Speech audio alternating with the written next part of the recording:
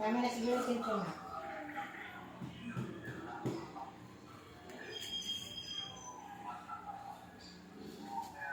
Sira pala yung damit ko.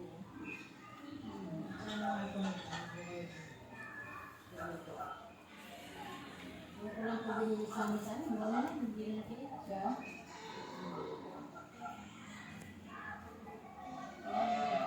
Salamat po. Sa anong business niyo? Ubus ah.